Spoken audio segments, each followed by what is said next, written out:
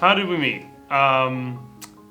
We met at Olivet, and Chelsea was, I think she was already the president of the sophomore class, and I was a total dork freshman that didn't have any social skills, and my idea of flirting was walking up to a girl and saying hi, and that was about it. And I was at Jumpstart, which is like this freshman thing, and where they like initiate's the wrong word, where they orient you to the becoming a student at Olivet. And I walked up to this table where Hannah Martin was, who's one of my friends from growing up at camp and stuff, and she was on the student council for their class, and Chelsea was the president of that class, and that's where I met her. She was handing out, I think I remember, tie-dye shirts you could buy for something. I don't remember. But I remember she was all like, hey, do you want to get involved with stuff on campus? And I was all like, no.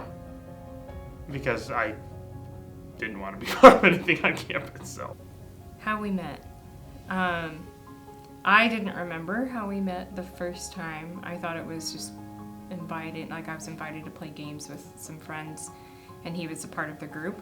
But he told me, or reminded me, I guess, that we actually met at Jumpstart, which was the freshman orientation, and I was in student council, the sophomore class president, and then one of my council members knew Jordan and his best friend Brandon, and they came up to the table because they knew her, and so then she was talking with Brandon, and so I was like, well, I guess I'll talk to this guy and see if he's interested in council or anything like that. And I said, hey, like, you know, my name's Chelsea, like, you know, this is student council, this is what we have, we've got a bunch of different clubs and stuff on campus, like, are you interested in anything, you want to do anything? He's like, no, and like wouldn't look at me in the face. I was like, what does this kid's deal? He's probably just timid or something like that. But apparently that was the first time we met. I didn't really remember, but I think Jordan was like, like just like awestruck, like thought I was pretty or, you know, whatever. And he was like, this girl's cool or something. And it was just, I had no idea. And then from there, over the next 2 or 3 years, we just got to know each other more and more. We started hanging out more. We played on an intramural softball team together and an intramural volleyball team. I played with a bunch of our nursing friends, and I almost died because they're crazy and they hit the ball super hard, and I'm used to like family reunion volleyball where we just loft it up, and who cares if you use open hands, there's no such thing as lifts and all this stuff, and they're like hardcore, I'm gonna spike it down your throat and you're gonna die type of volleyball. But anyway, we moved on, and then I asked her, I remember that last year we had 2 big things happen.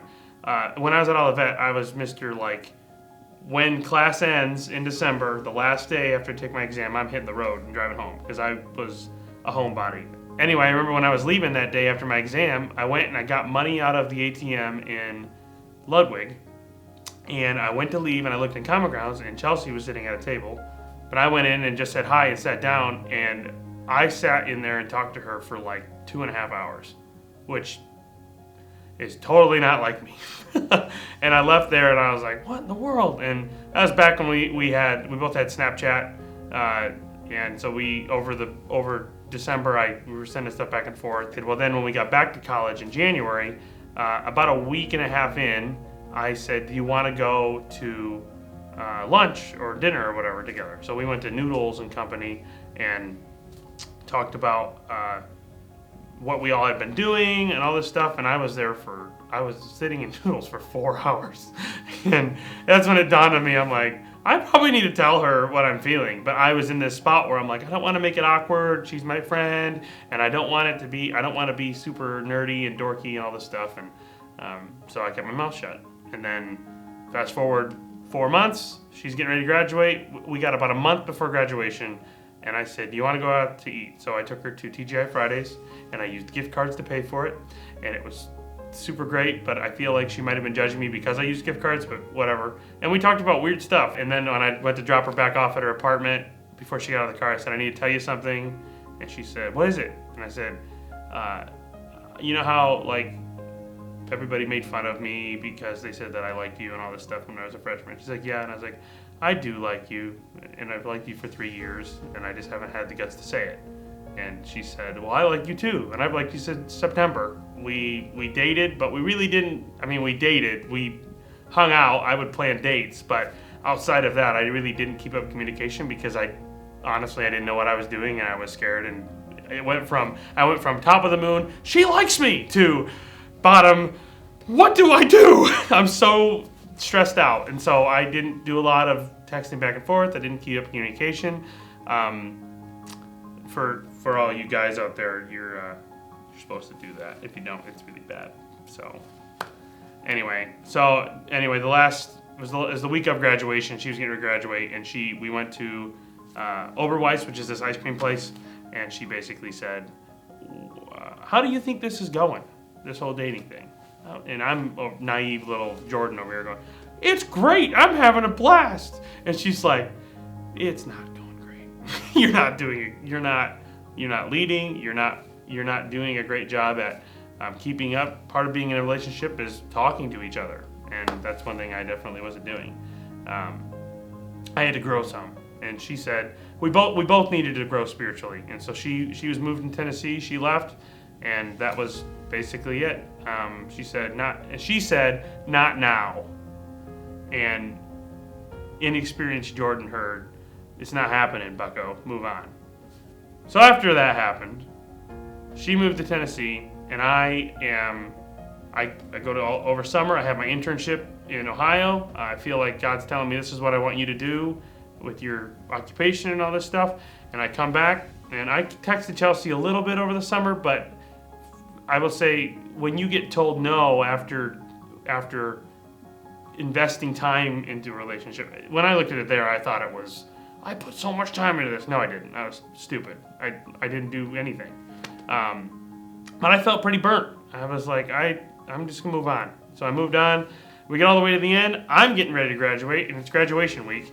And my parents come up with the motorhome, and they're parked, and they're staying at Olivet. Brandon, my best friend's there.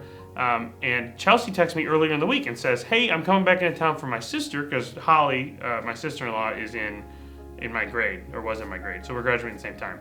Chelsea's coming back into town, and she says, you want to get lunch? And I'm like, sure, we're friends. That sounds good. But I'm not thinking at all, this is a relationship thing. This is just us having lunch. It'll be cool to catch up. I haven't seen her in forever. It doesn't mean anything. So we go to Noodles & Co., which is the exact same place that we met when we started this whole shindig. At the very end of it, I'm getting ready to get up and leave, and I was like, okay. And she said, hold up, I got to talk to you about something. And I was like, okay, what? And she says, so, like, where are we at? And I'm like, we're at Noodles & Co. What do you mean, where are we at? And she basically had been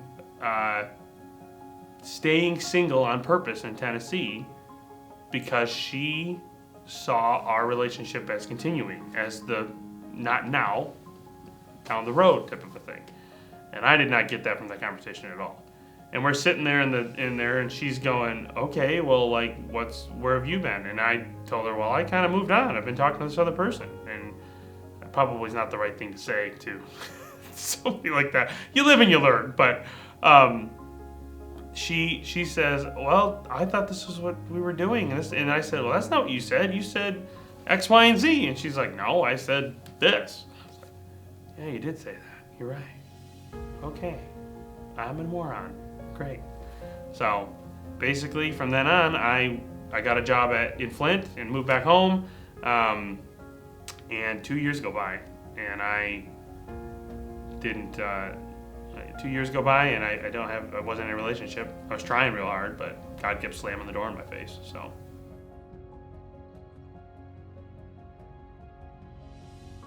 We would check in every 6 months. Our birthdays are just about 6 months apart. We would check in and just chat a little bit, very rarely.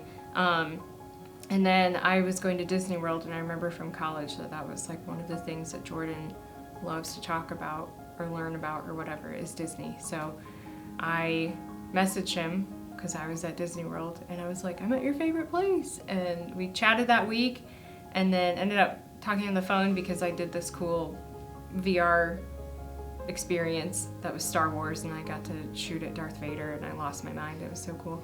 But anyway, I called him about that, and it was just like we picked up right where we left off.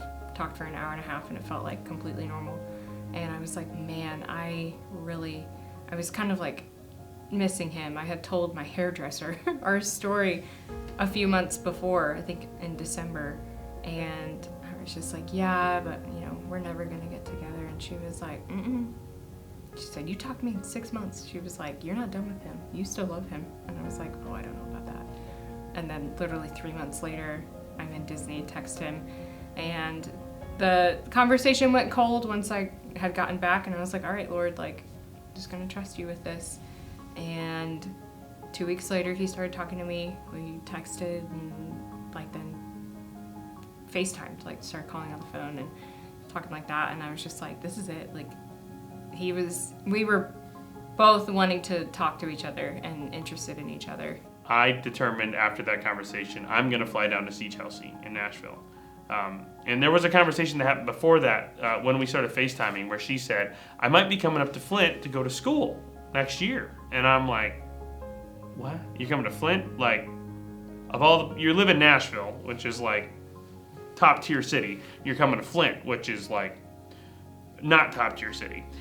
And why would you want to come to Flint? I get school. It was for a school visitation in May. That's what she said. And I'm like, she's got to be coming up because of me. That's the only reason. Like, no one would come to Flint. It's not a bustling metropolis. So yeah, we started dating after Nashville, and I got to meet her parents and did all that stuff.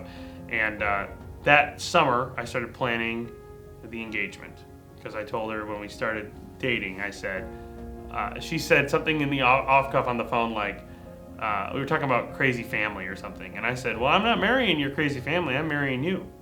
And she's like, what? What'd you just say? I was like, I'm not marrying your crazy family. I'm marrying you. And when I said it the second time, I was like, I got all the blood rush to my face because I was like, did I just say that out loud? But it's what I felt. I don't think there's a point in dating someone unless you are looking toward, can I spend the rest of my life with this person?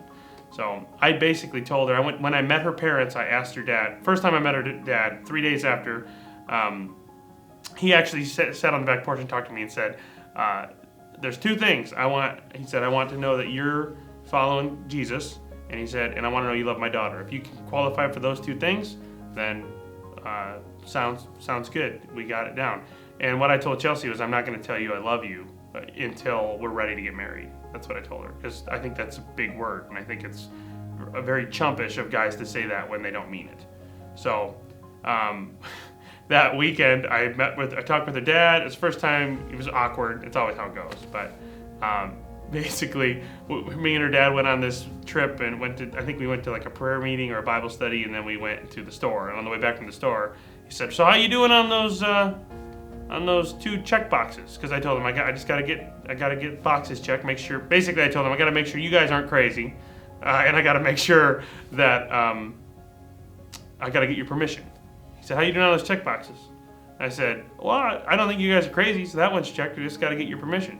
And he said, "Well, then ask me." And I was like, "Okay, do I have your blessing to marry your daughter?" And he said, "Yeah." It's the third day I knew Stan, like right off the bat.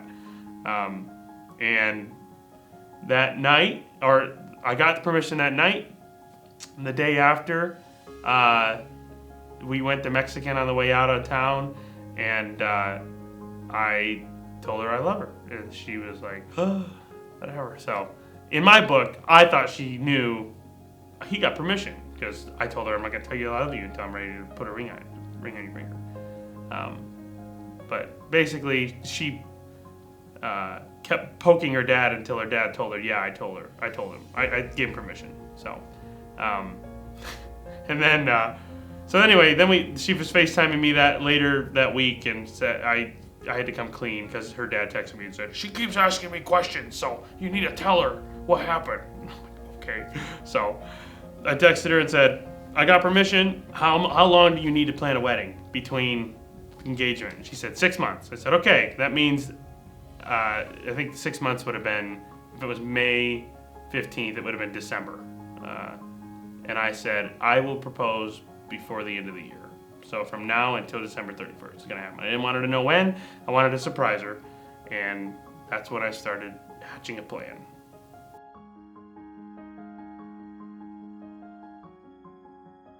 So our engagement was a brainchild of Jordan and Holly, and I had no idea any of it was coming, which is great. I wanted it to be that way.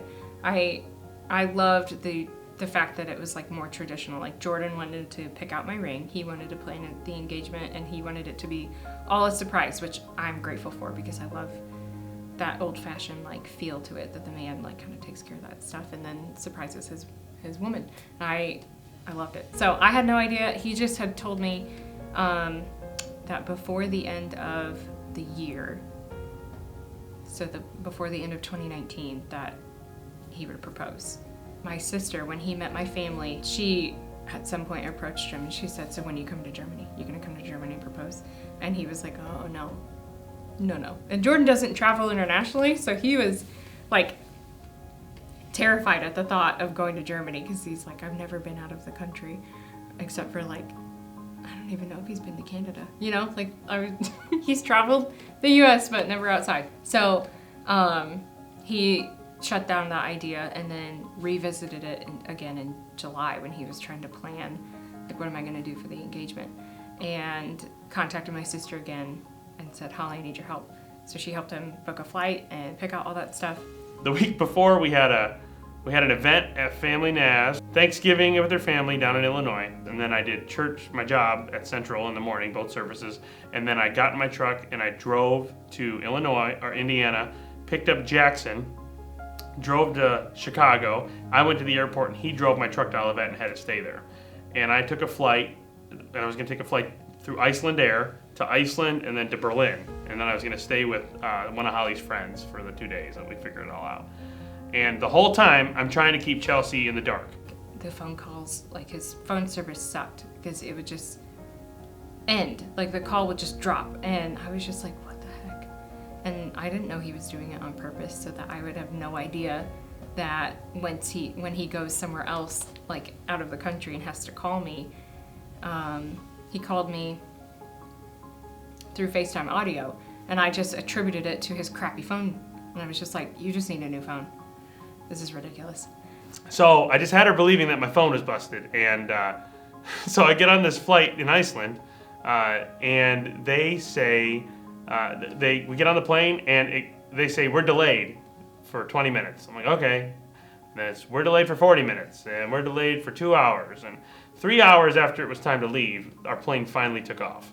And which means that my connecting flight in Iceland was also delayed. So I landed in Iceland and immediately called Holly, my sister-in-law, and she's like, just chill, we'll figure something out, just ask him. So what happened is the Iceland airline actually put me up in a hotel for the night, which was great. I needed to sleep. He flies out that night and had delays and whatever, flies out, misses his connecting flight, is in Iceland for a night, and calls me. It was my time, it was like 2 p.m. I'm packing for Germany. I'm flying out that evening at like 7 p.m. And he calls me on FaceTime audio and I'm like, why? And he's like, oh, my phone and whatever. That's the only way I can make a phone call. And so then in the middle of our conversation, he's like, I hear some like banging and he was knocking on the wall and he was like yelling at Hunter and Justin, like just like, hey, you guys, like, get out of here. I'll be there in a minute. Just give me some time. Like 15 minutes. Okay, go away. And I'm just like, are they being annoying? And he's like, yes, they're not leaving me alone. Like, they know I'm on the phone with you. I told them, like, we're on our lunch break kind of thing. Like, leave me alone. I'm talking to Chelsea for a little bit. And about 5 minutes after that, there's more banging. And he's like, what did I tell you? Like, leave me alone, blah, blah, blah. And so I am totally sold. I'm like, he's in Michigan. Like, thinking nothing of it. He's in Michigan. I had my bases covered. I had some volunteers and friends back in Michigan that were bowling, and I had them send me a picture because I would normally be in a bowling league on Monday night, and I sent that picture to Chelsea. And I get a picture of his crew at bowling. And I was like, oh, how cute. Like, he lined them up. They're holding their bowling balls. Like, taking a picture, how cute. Like, good luck, hope you guys win, whatever. And I lined all the times up. She FaceTimed me all the time back then. So she tried to FaceTime me and I declined it.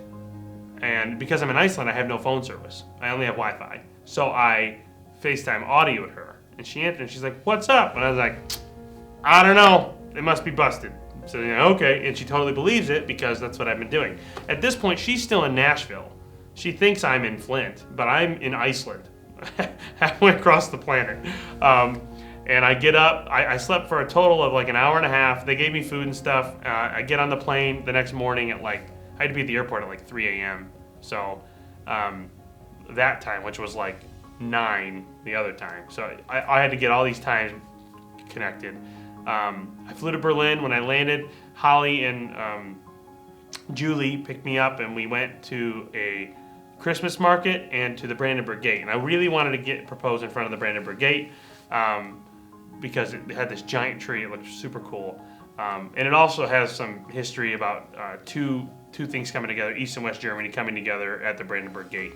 And I like the symbolism and all that kind of stuff. So we hatched a plan and said, we're going to meet back here. Chelsea's going to land in 2 hours after we did all this. So I went back to the guy's apartment that I was staying in, and she lands. Her mom and sister say, "No, don't go to sleep. Stay up. We're going to go do stuff." And she's like, "Okay." So I get to the airport and I'm just like, yay, my sister, my mom. We go back to Holly's apartment, and I think I was wearing, some kind of like travel clothes. So she was like, "Well, let's get cute. Let's dress up." And I was like, I'm gonna change out of leggings and wear jeans. Like, I was like, I'm not doing anything else. And I looked in the mirror and I was like, I've still got makeup on from yesterday and it looks pretty good. So I'm just gonna leave it there. I don't care. I'm jet lagged and I'm gonna come back and sleep. So I don't care what I look like.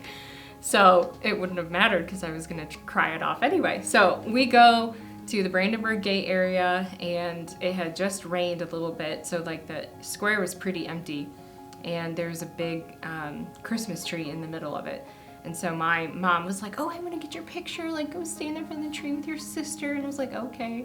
And on the way there, I noticed my mom had like the brand new iPhone. And I was like, "Mom, why do you have that phone? Like, she doesn't know how to use it. Like, why do you have it?" And she was like, "Oh, I just, I wanted this phone case." And it's like the 11 Pro or something. It's like the best of the best, like a nice, awesome phone. Like, and I was just like, of course, like you would say that. So anyway, we get there and she takes a couple pictures of us, and then I thought I saw like her flash on, and then but I was distracted because I got a tap on the shoulder, and I was totally expecting it to be like some kind of like German guy or somebody like either wanting us to take a picture for them or wanted to be like, "Women, like, let me get a picture with you." I was ready to be like, "What do you want?" like kind of thing. And so I turn and I'm like, not expecting much, and I turn and I'm like, it was Jordan, and I was like, "What are you doing here? Like, you're not supposed to be here." Because in my mind, he's working in Michigan, like he's in Michigan, he's bowling, like, whatever he's doing. It's now like Tuesday night or something, and I was just like flabbergasted, just in so much shock. And so I just kept backing up, and like I was like, "What are you doing here?" Like I'd seen a ghost, and he had to like hold on to my elbows to like keep me from walking backwards because I was like couldn't believe it. And so then I'm like starting to get like all emotional and cry, and he's starting to say these sweet things and then he tells me like it's time to upgrade you, or change, whatever, you're my girlfriend, but you need to upgrade to fiance or something, some wording like that. And I was just like, oh my gosh. So he got down on one knee and proposed, and it was so sweet and just the biggest surprise of my life. And my sister and mom were like, "Yeah!" like cheering and stuff, and it was just precious. So then we got to be in Germany for a couple days together. Okay, got it. Yeah? Well, Yep. did you get one with mine? I did. What? What? What are you? What are you doing? What am I doing here? Can I fix you? Hold up. Okay. You're not supposed to be. I am here. Hold up. So, a week ago, when we went to that venue, I have not been able to stop thinking about our wedding day. But honestly, since April 26th, I have not been able to stop thinking about being married. Because you're the most phenomenal person ever. And I am very lucky to call you my girlfriend. Very lucky. And you're beautiful. And godly. But, I think you need to not be my girlfriend anymore. And you need to graduate. So, Chelsea Lynn Reisinger, will you marry me? Yay!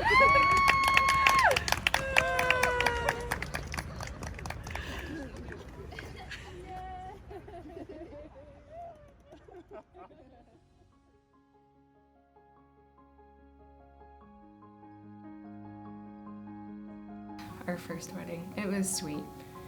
It was definitely different than what we had planned because we were, looking forward to a big celebration. Gonna have, friends, family, everyone.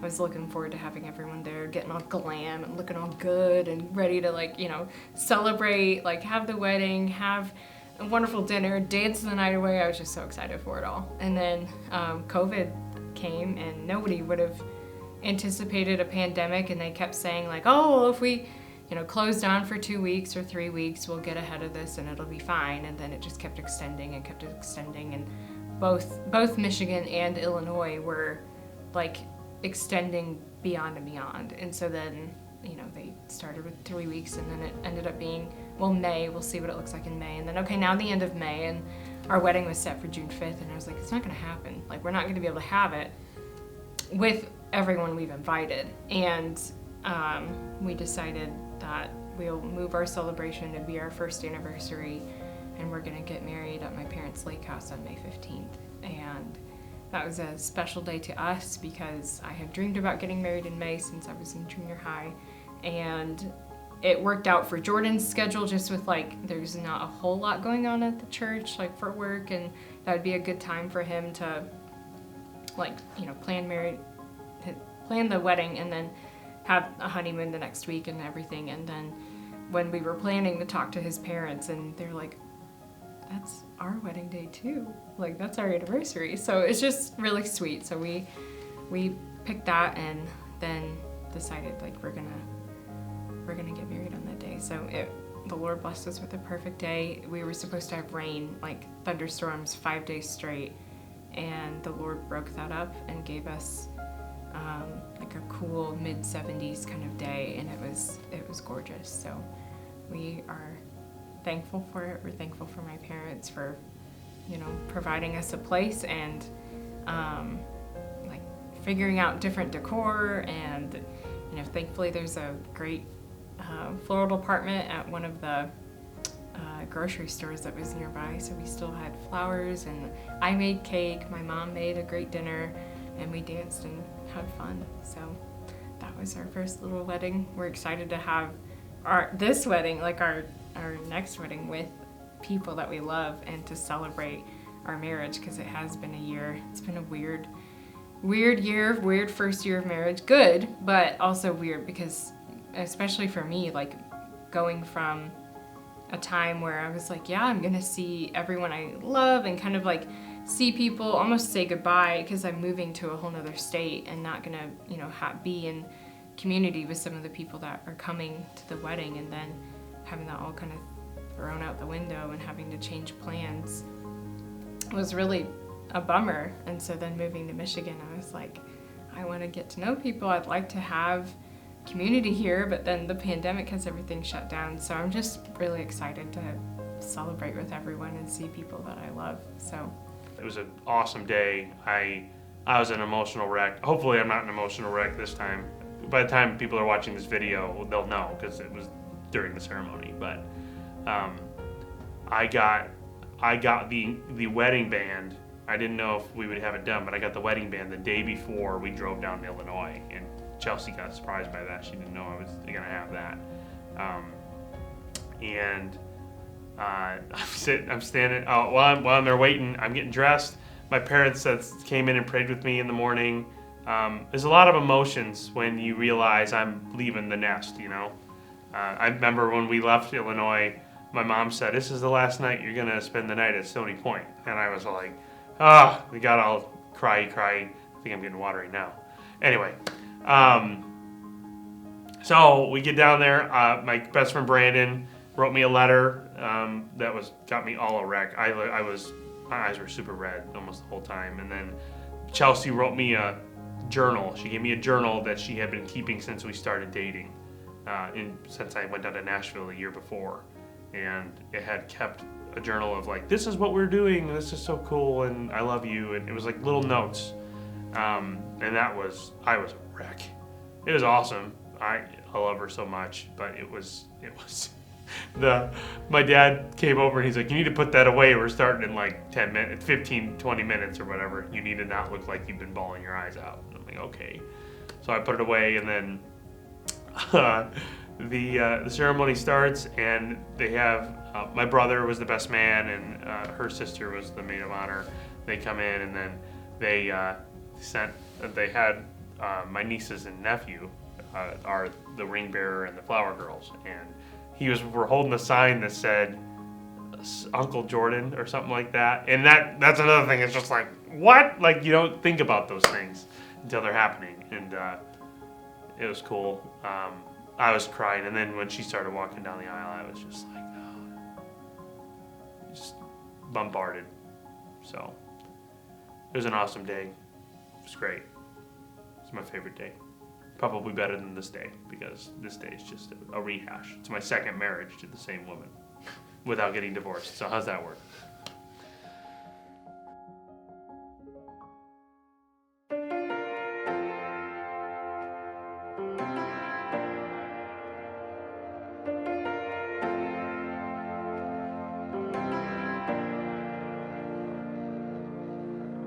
You are the moonlight in the sky that I'm pursuing. You are the reason for what I'm doing. You are the crystalline that keeps me from my ruin. You are the movement, you're the true north pointing back home. You are the constant, my constellation. You're the steady hands of a ticking clock that I've come to rely on. Oh, it's so clear. Come a little closer, all my love is right here. I just wanna hear you whispering, you still trust. You're the only thing that I've ever been sure.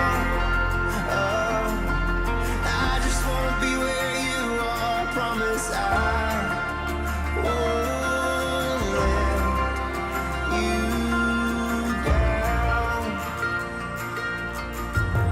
Honey, it's so clear now.